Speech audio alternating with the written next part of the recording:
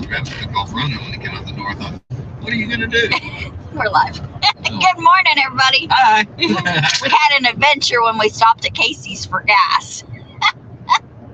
Our buddy, his truck took off without him, so something broke in the linkage and it took off. Luckily, he had a trailer. Luckily, praise the Lord, he had a trailer. So when it rolled into the curb, and it wasn't like it just drove off wrong, but when it got to the curb, it stopped it. He did get a scratch on his bumper from the trailer going jackknifing, But it didn't mess up the trailer tongue or anything. Yeah. It was all okay. So I guess he changed his mind about what he was going to get at Casey's and just kept right. Thought, I'm just going. I got to leave this thing sitting. So, but anyway, so we've had several questions about farmers market. So today we're going to try to answer some of those questions. And if you have any questions and you're watching the replay, put your questions in the comments below. And if you're here in the live, just ask your question. And we'll repeat this throughout the live because we'll have folks coming in and out. So anyway. And that's what we're doing right now. We're headed to farmers. We are headed to the farmers market. So what better time to answer farmers market questions? So the number one asked question is, how do I do a farmers market? That is like an open-ended question that is so hard to answer. The first thing you do, the absolute first thing you do. It's like saying, how do I adult? Yes. It's different for everybody. Hello, Prep for Eternity. How are you, Brother Donnie and Miss Jennifer? Hello, Elijah. Elijah, are you headed to farmers market? I didn't bring any freedom juice, Elijah. I'm sorry, buddy. I forgot it. Anyway, the first thing I would tell you to do, go visit your local farmers market where you want to sell. Go visit more than once. Speak with the coordinator. There should be a coordinator. Find out who they are. Get to know them. If you want to jump right into farmers market, they need to be your person. They will send you to the classes that you may or may not need because every farmers market is different. Some of them are just open. Hello, Miss Patty. So we're answering the farmers market. How do I get started? That's the first thing. The second thing is you have to have your products. Hello, Down Under Farm and Forge. How are you doing today, Darren? Most farmers markets, when you talk to the coordinator and tell her or him that you're interested, they will hand you a packet. Yes. That has all the rules and all the fees and all the qualifications needed. A lot of small farmers markets, they don't require much. Right. Ours, we have to pay a fee, but if you'll go to a farmers market class, they'll make the fee less or waive it completely. And that's kind of how ours works, but they're all a little different. Oh, Darren's about to go to bed. Okay. Yeah, it's good night, Darren. Good night, Darren. Good night. That's a Southern saying if you don't know it yet, Darren. You will learn it the more you hang out in the South, buddy. Or good night, nurse. Yeah, with Southern folks, that's kind of usually either a shock and awe when you're in shock or in awe, or a frustration or a frustration slang. But anyway, I lost my train of thought where I was going. We're talking about farmers markets. Yes. You also, for the state of Kansas, we can go to the K-State Extension or to the Kansas Department of Ag website, and there are the state rules listed. And there are classes to take, which I've got to sign up for a class so that I can take the checks for the elderly that they get. Mm-hmm. There are so many programs. Good morning, Mr. Charles. There are so many programs, and that's why we have joined the Emporia Farmers Market as members, because the programs that they can offer, they've gotten grants to where, like, if you come in and you're on assistance, you get double your money. So but it only applies in certain instances. There is a grant program going through K-State that if the farmers market fills out their paperwork, you come in with your food stamp card, you run your food stamp card for up to $25. Say you run your food stamp card for $25. They give you $25 in the tokens that you can spend at the farmers market. And those tokens are so that we as vendors know, okay, they can only buy a food item. The wooden tokens, the food item tokens, are any food item tokens. Then they give them a special token that they can buy fruits and vegetables with, and they give them they match it, $25. So if you do $5, you get $5 in the buy anything food related, and you get $5 in the veg only. Effectively double your SNAP card or whatever it is. Your assistance card. Yeah. So that is an amazing Kansas is for older folks and disabled folks. They get these little checks, and they're $5 a piece that they can buy fresh fruits and vegetables with. And they have to sign up for the program, and then the vendor as well has to sign up for the program. And so it is just like, it's like a check, but it's for a set amount. It's for $5. And so they have to spend $5 at your booth, or you don't give them change. So most of the vendors will be like, okay, we'll give them this and this and this. And it is fresh fruits and vegetables only as well. Or I think eggs may be on there. Yeah, I think eggs are on there as well. Now the purple coins are purple right now. They may change colors, but the fruit and veg coins are just fruit and veg. But the wooden tokens, which are any food item, they can buy baked goods, any food item. So we love that program. We love that it offers that. As folks who have had to be on assistance before, that is an amazing program. And we think that local food is very important to our economy and to our health and to our community. Yes. And a lot of times people that are depending on assistance, food stamp programs or whatever to meet their needs. To meet their needs, they don't get to participate in that local food economy because it's too big of a drain on their resources. Because a lot of times it does cost more, and they also don't get to enjoy the local food. Right. And so when that program is provided, it not only does it allow them to do that, but it makes it economic for them because they get to double their money on it. And so we think that's really cool. We love that. We absolutely love that. Good morning, Miss Francine with Never Enough Time. Oh, cool. Donnie says they have a similar program in Alabama. I bet they do. I bet for the vouchers, for the senior vouchers. I've got to do my paperwork. I've always missed the classes. You have to go on an online class now and take a class for the senior. And I keep forgetting. I need to get it done. Go right ahead.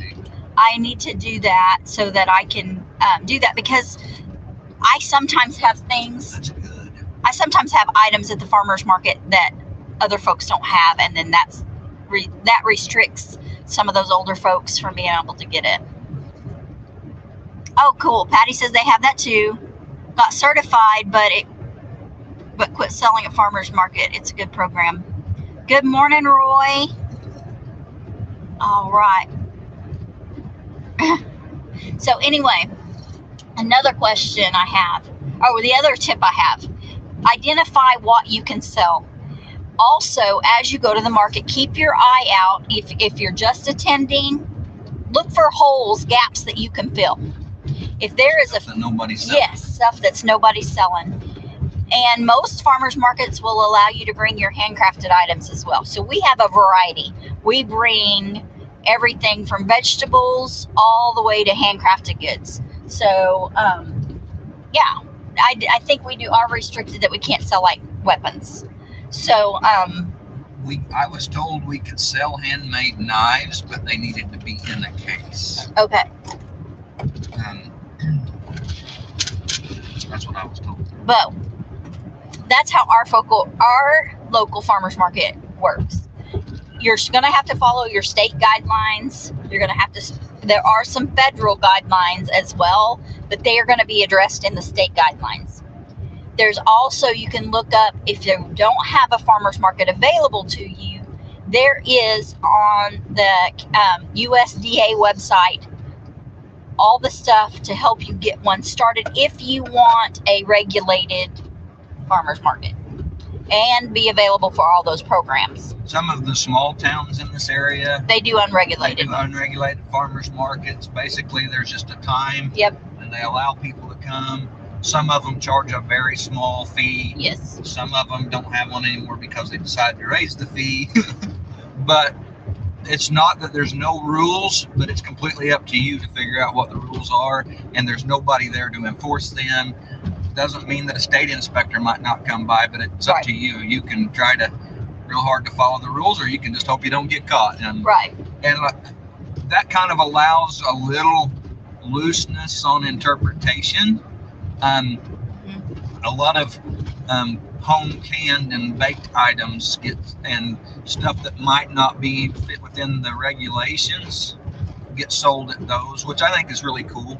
Yeah. It's kind of the way you want to interpret it. So. Oh yes, Mr. Charles would love to go to the farmer's market, but the prices are higher than the stores. So we hear that a lot too, and I'll answer you real quick. No condemnation or anything like that. The reason why is because most farms, if they are a United States farm, are subsidized. Big farm, big ag. Big ag is usually, not always, usually subsidized, so they can charge less for their fruit.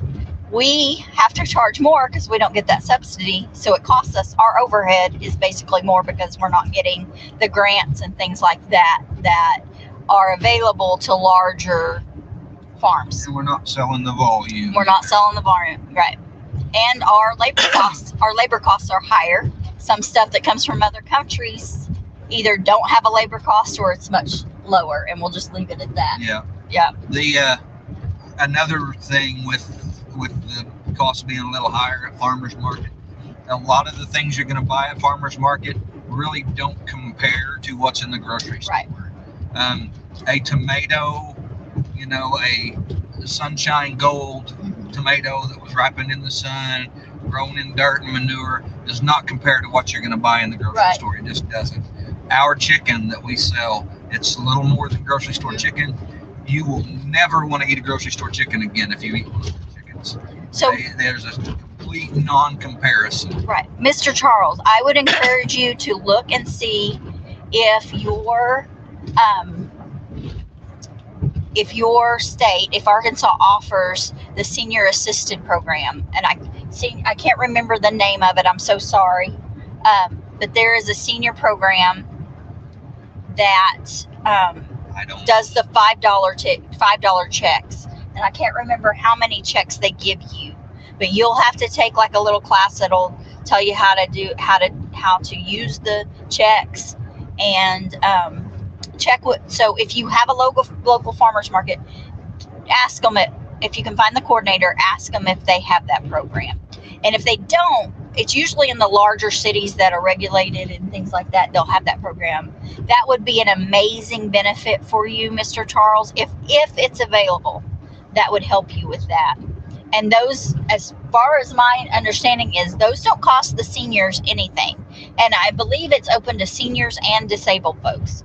So check on that program, Mr. Charles. You should be able to go to the Arkansas Department of Ag online and see if they may have a list. I know our KDA, Kansas Department of Ag, has a list of farmers market that will accept those checks.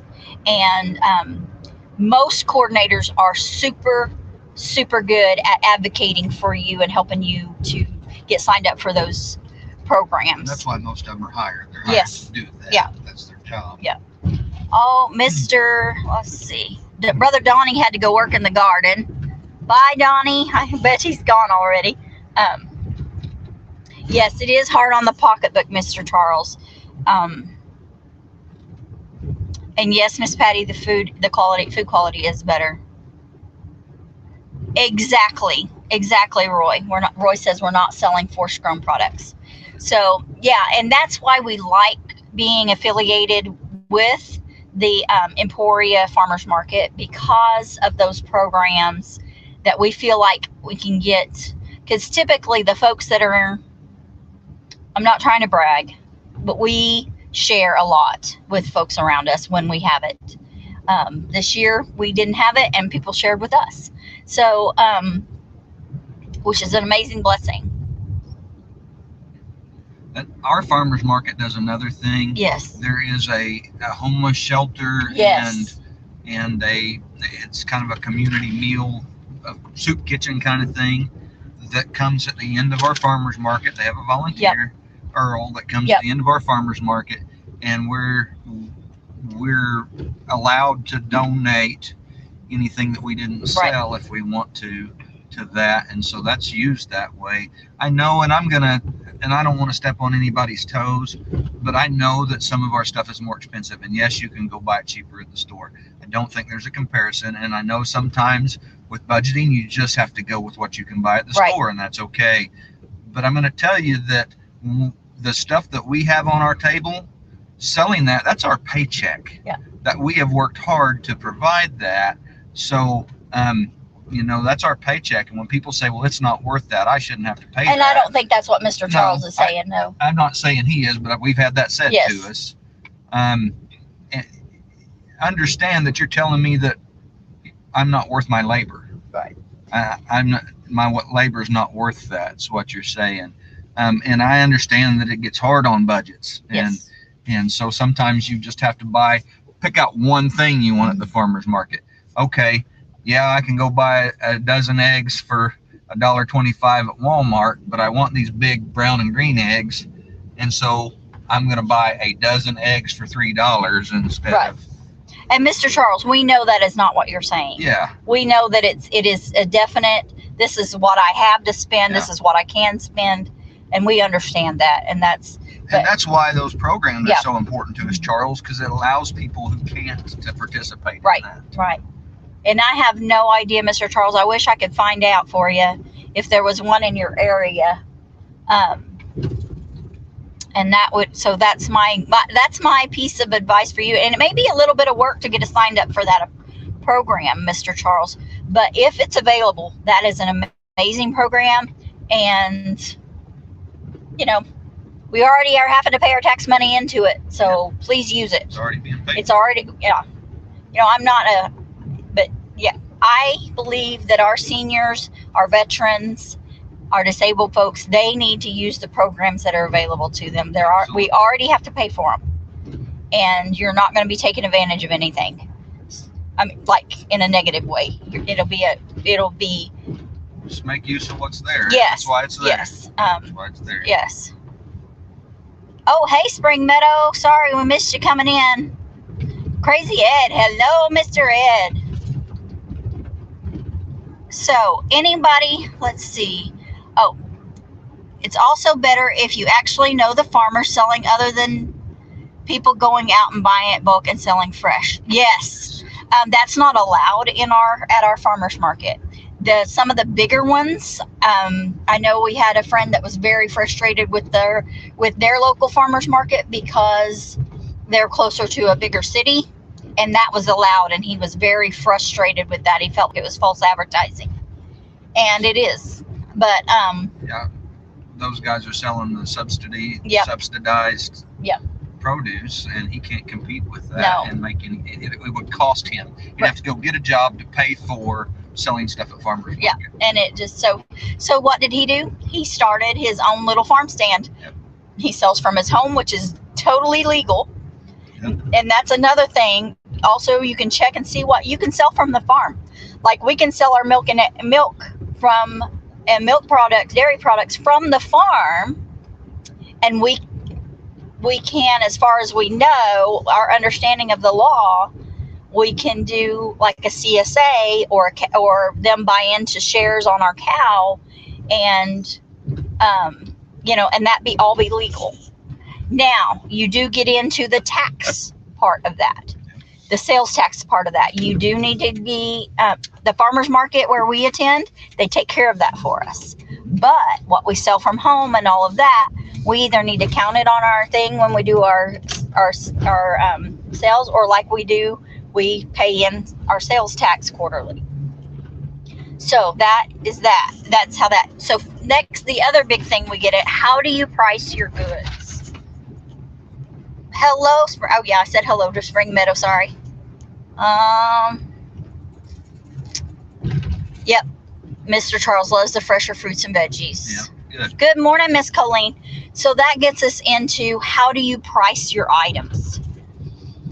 So there is a site that does the average farmer's market value, which just Google that. That's what I've done. I don't remember the name of the site because I've never typed in the site. I just put in average farmer's market value for pickles. Not really pickles. I can't do pickles unless you have here in Kansas, we have to have those pickles tested and have a license to sell which our pickles. farmer's market coordinator will help you. Yes.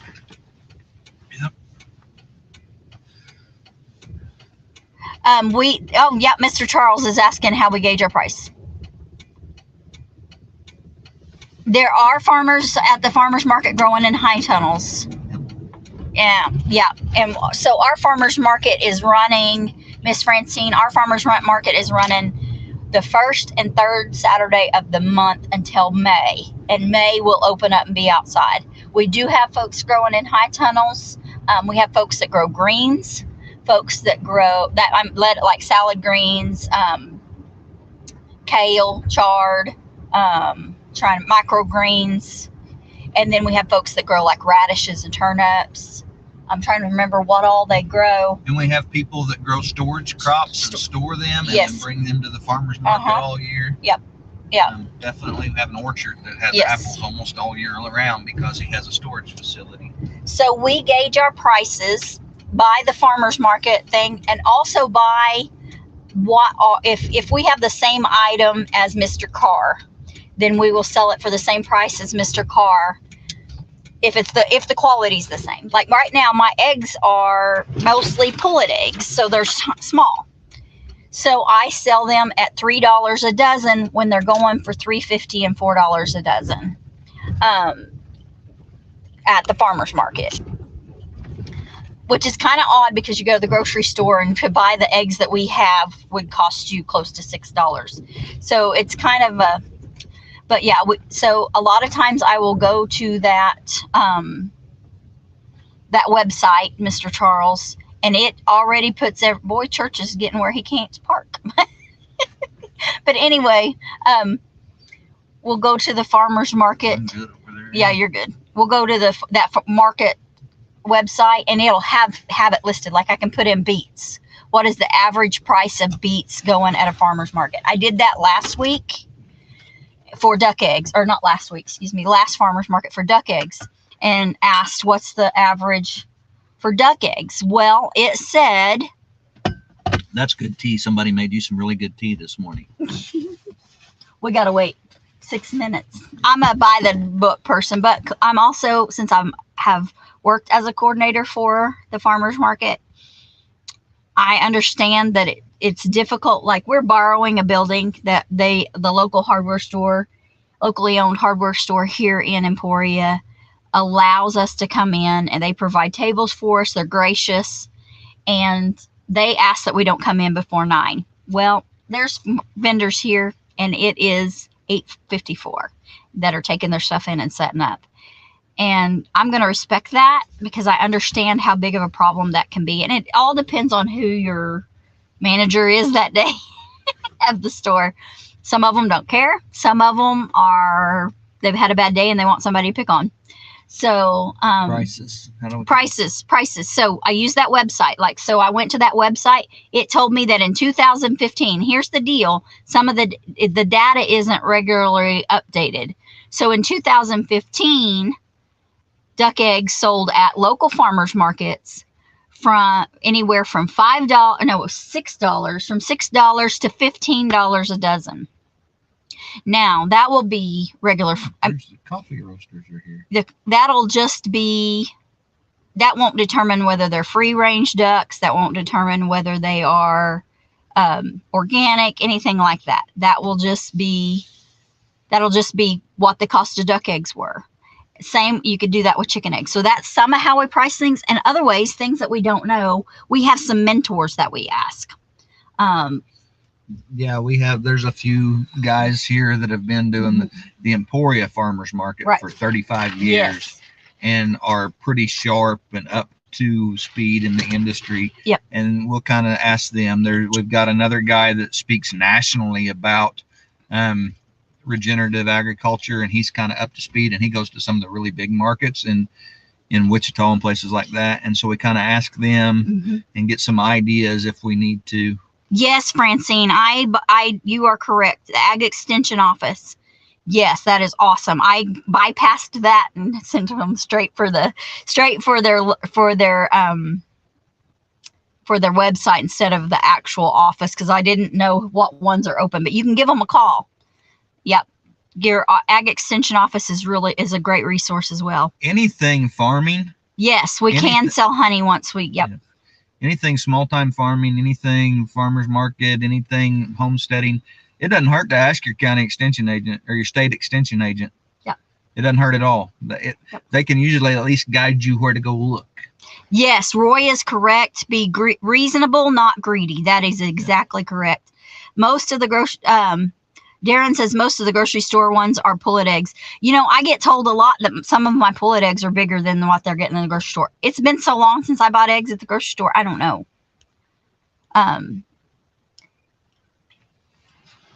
Oh, Jan and the boss man are on Ed's homestead. Hello, guys. Thank you, Patty.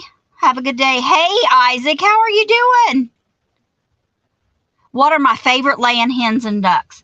So my favorite laying hens are the Araucana or Americana eggs.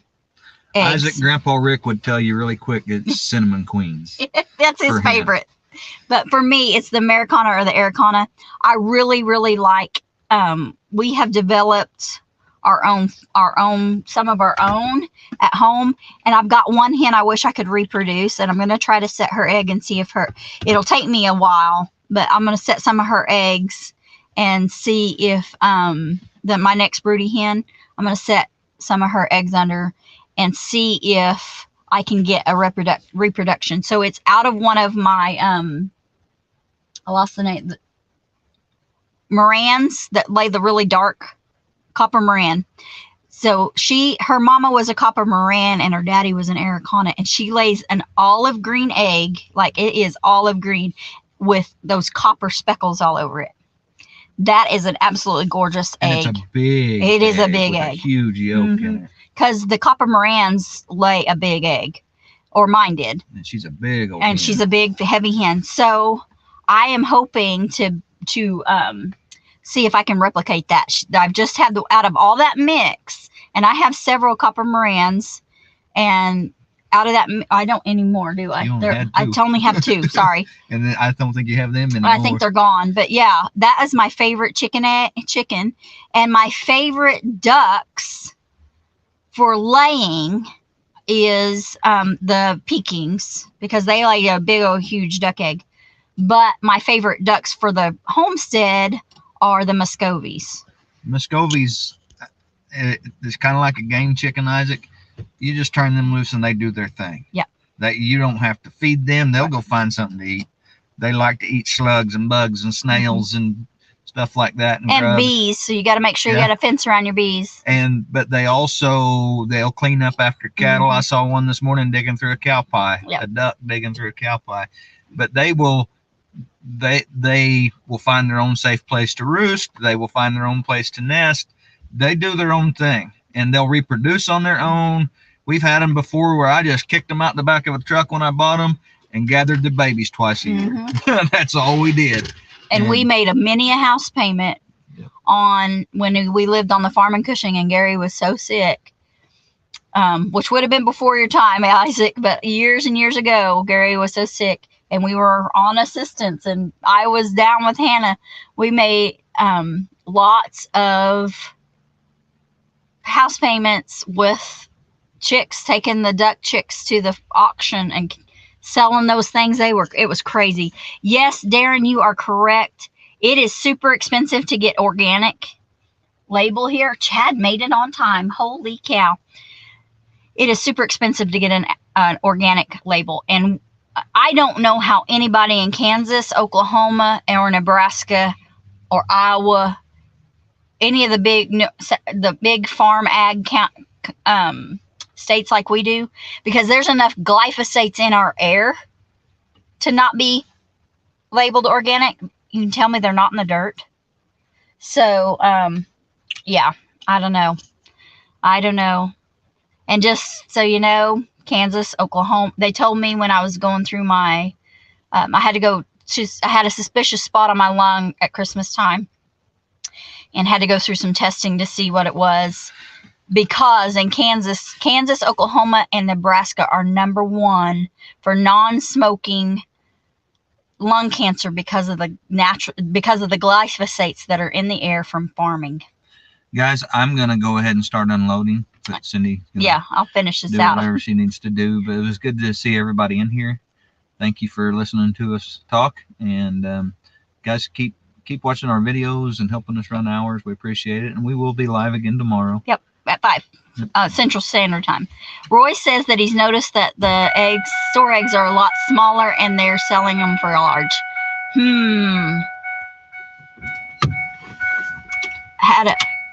Cayuga duck? Oh, yeah. Wow. Grandpa does love them. Isaac says.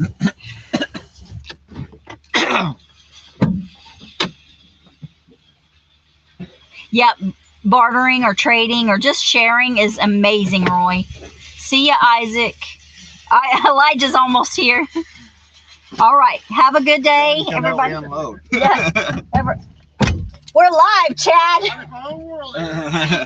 So anyway, we're gonna get going. I'm gonna go and help Gary.